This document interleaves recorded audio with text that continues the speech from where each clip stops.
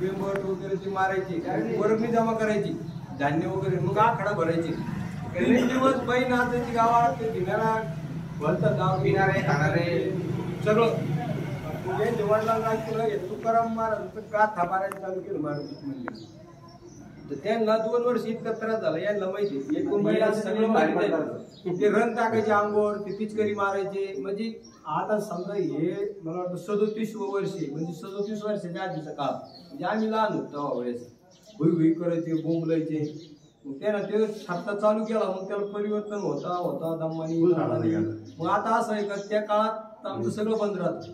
आता तुकाराम महाराजाचाच म्हणजे सप्ताह चालू केला, मग म्हणजे गाथा 12 ते 7 दिवस होतं. आणि मग त्यामुळं हे मंदिरच केलं त्यानं तुकाराम महाराज.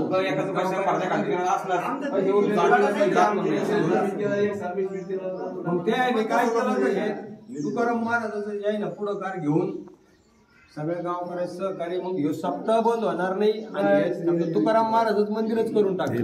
बीज म्हणून का करतो ना आपण सप्ताह मंदिर पाहिजे. तुकाराम बीज राहते का, तर त्याच सप्ताह झाला. हा, मग दुराडा आमची दाता होतच नाही, दुराडा म्हणत नाही आमची, म्हणजे रंगीन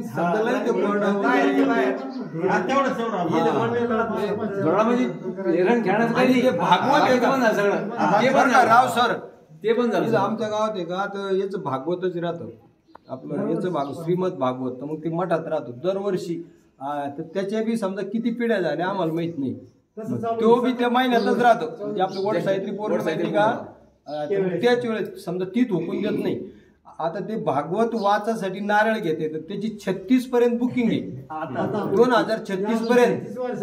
ते बी आता काऊन केलं का, ते लावणारे लय झाले, म्हणजे ज्यांनी लावलं का त्यांनी महाराज आणायचा, तो खर्च करायचा. आणि त्याची परंपरा अशी ते पूर्वीपासून का त्या पोळ्या करायच्या का रात्री फक्त पीठ घेऊन जायचं सगळ्यांना, आणि ते पोळ्या करून आणून द्यायच्या घरी. गहू आणून द्यायचे, पीठ ते घरी घेऊन जाऊन ते पोळ्या करून आणून देते, आणि इथं फक्त वरण करते पंगत, ज्याची कथा आहे त्याला वरण. मग ते 36 पर्यंत बुकिंग आहे लोकांना.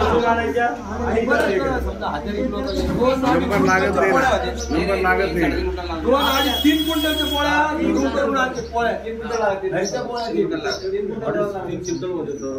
300 किलो समजा. आणि गरम पोळ्या घरच्या पोळ्या सारख्या राहते, म्हणजे ते प्रत्येकाला माहित राहते आपल्यालाच खायचंय बाबा, दुसऱ्याच्या आपल्याला.